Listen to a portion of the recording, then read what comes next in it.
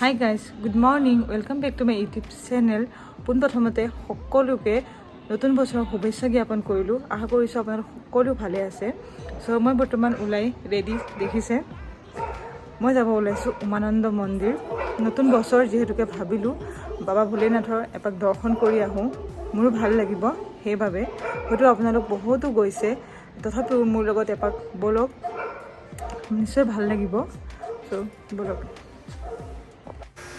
ৰুমৰ পৰা ওলাই আহিলোঁ আৰু এতিয়া পাইছোঁ গণেশগুৰি। এখন ফুটব্ৰিজ হয়, গণেশগুৰি ফুটব্ৰিজ।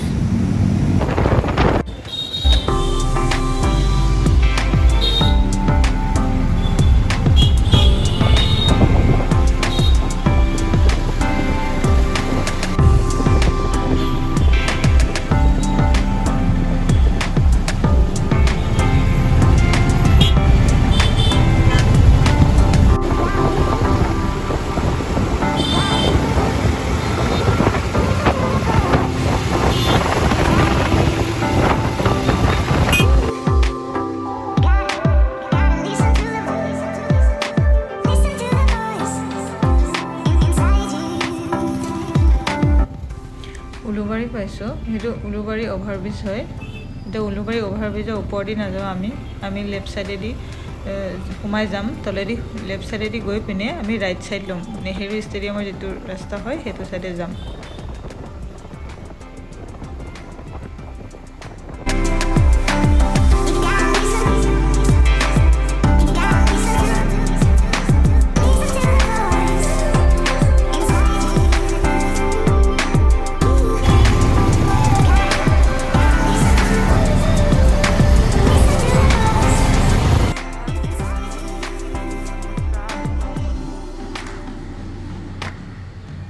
বৰ্তমান শুক্লেশ্বৰ ঘাট আহি পালোঁ। একচুৱেলি কাছাৰী ঘাটেদিও যাব পাৰি, কিন্তু বৰ্তমান এইটো বন্ধ আছিল, সেইবাবে আমি শুক্লেশ্বৰ ঘাট পালোঁহি। ইয়াৰ পৰাই যাম।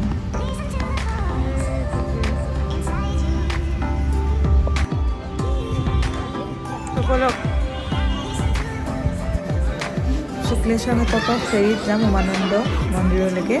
তো ইয়াতে পাৰ পাৰ্চন 20 ৰুপিজ হয়, আহা আৰু যোৱা দুটা মিলি মানে 10 ৰুপিজকৈ হয়।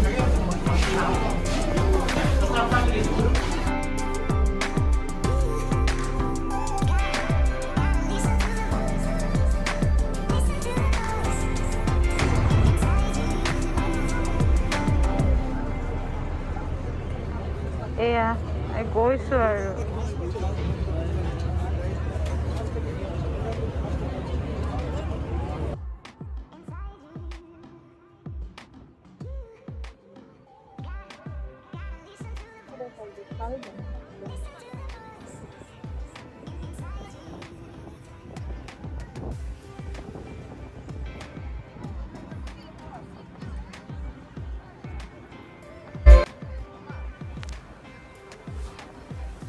এইখনে হ'ল পিকক আইলেণ্ড, পৃথিৱীৰ সকলোতকৈ সৰু নদী দ্বীপ, য'ত আছে উমানন্দ মন্দিৰ।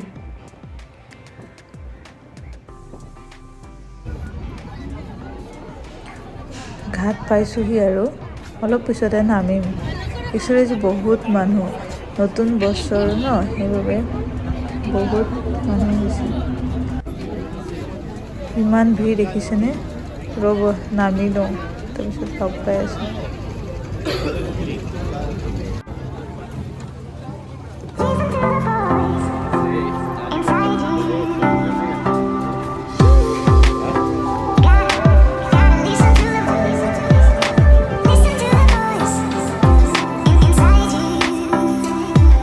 এইখনেই হৈছে প্ৰথম গেটখন। ইয়াতে এনেকৈ ওপৰলৈ গৈ মোৰ দেন 150টা ষ্টেপ পাৰ হৈ গৈ আমি মন্দিৰ ভাগ পাম। চাই থাকক।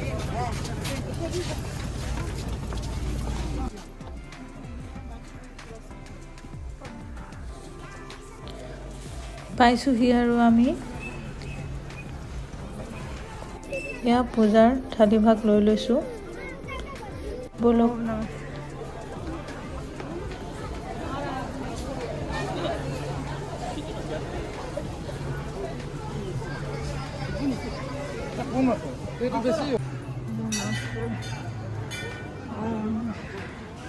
ইয়াতে ভাগে ভাগে সৰু সৰু মন্দিৰ ভাগ আছে। প্ৰথমতে পুৱাতে গণেশ মন্দিৰ আছে আৰু তেনেকৈ বিভিন্ন আছে।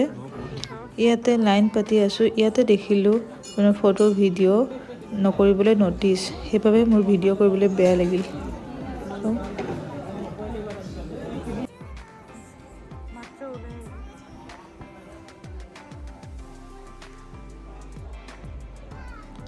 ৰাইট চাইডে থকা শিৱৰ মন্দিৰ ভাগ আহোম ৰাজত্ব কালত 1694 চনত আহোম ৰজা গদাধৰ সিংহৰ নিৰ্দেশ মতে স্থাপন কৰা হৈছিলে।